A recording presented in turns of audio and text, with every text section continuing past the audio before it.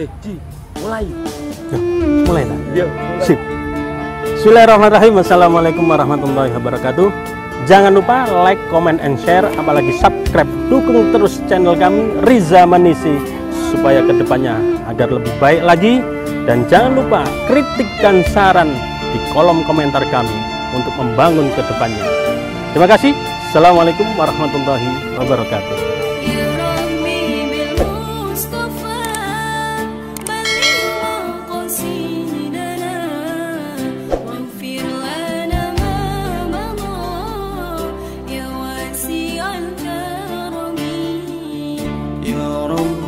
بالمصطفى بلغ مقاصدنا واغفر لنا ما مضى يا واسع الكرم.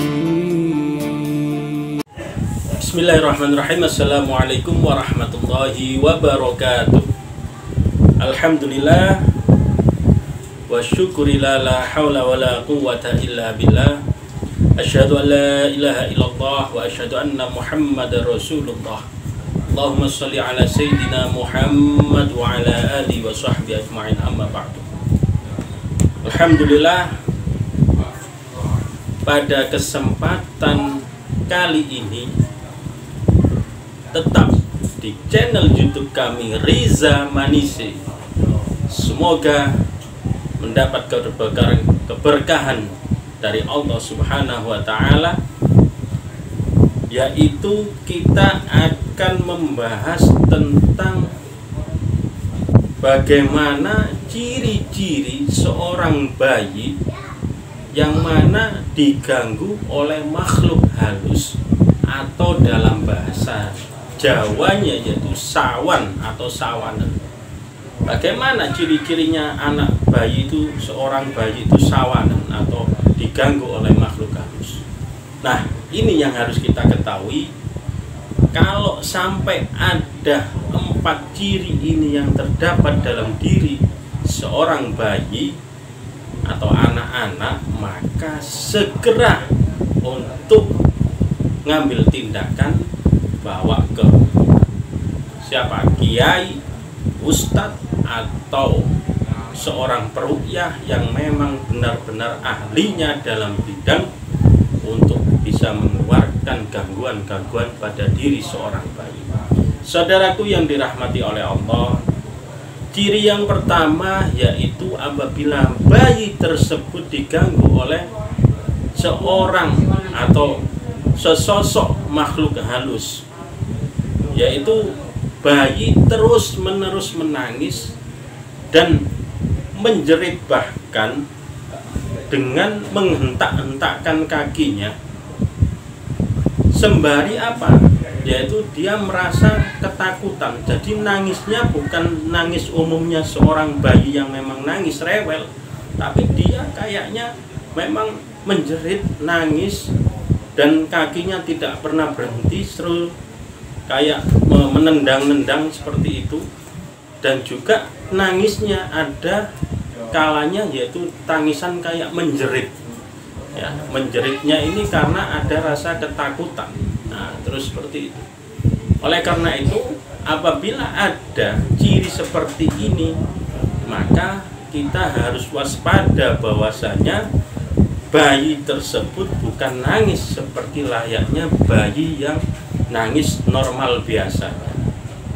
Terus ciri yang kedua yaitu yang harus kita ketahui, bayi ketika di saat malam hari umpama dia dalam keadaan sadar melihat ada pandangan khusus di satu sudut tempat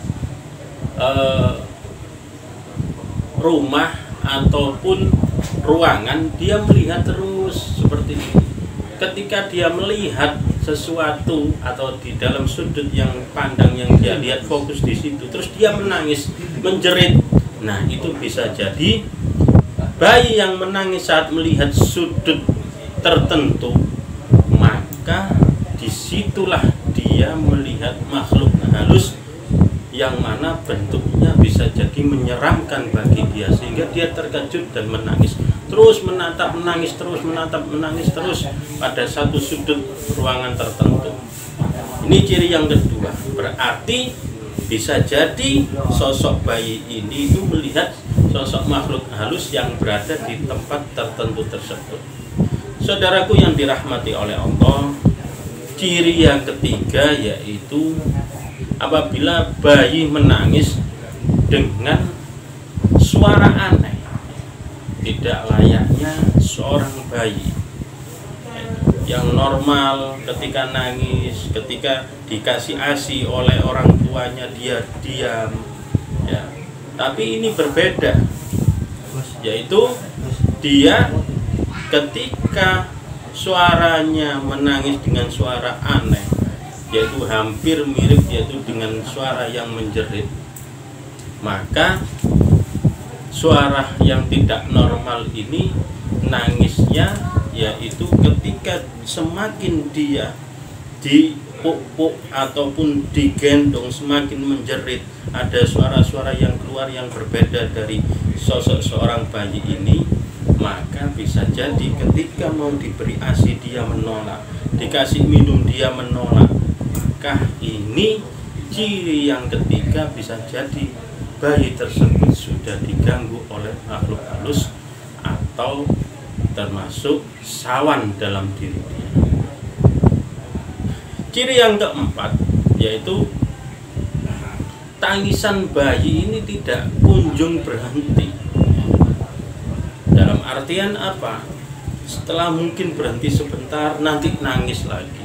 Berhenti sebentar, nanti nangis lagi. Terus seperti itu.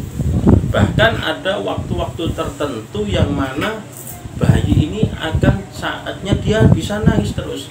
Contohnya ketika menjelang sore hari, kedapatan ketika masuk pada waktu maghrib.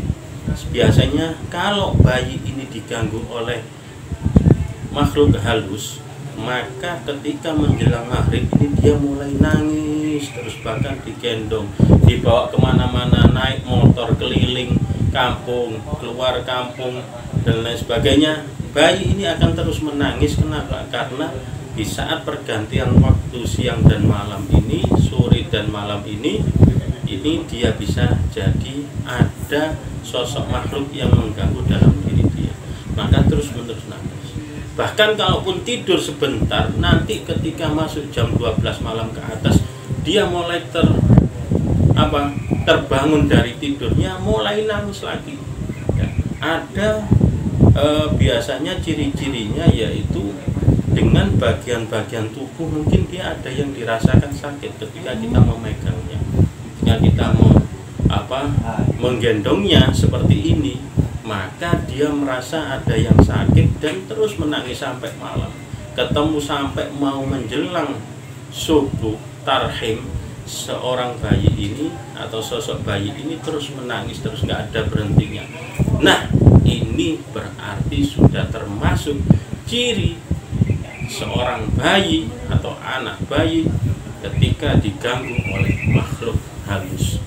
Lalu bagaimana solusinya ketika 4 ciri ini sudah didapati pada diri seorang anak bayi ini? Maka sebagaimana sudah saya jelaskan di depan tadi, segera minta tolong pada seseorang yang memang benar-benar ahlinya untuk membantu kita mengeluarkan barang-barang negatif atau makhluk halus atau berupa jin yang ada di dalam diri anak tersebut untuk bisa dikeluarkan agar supaya tidak berlarut-larut, akhirnya bisa mengganggu terlalu lama dalam diri bayi ini. Kalaupun di rumah ada sudut pandang yang dia lihat terus menerus, maka solusinya bagaimana?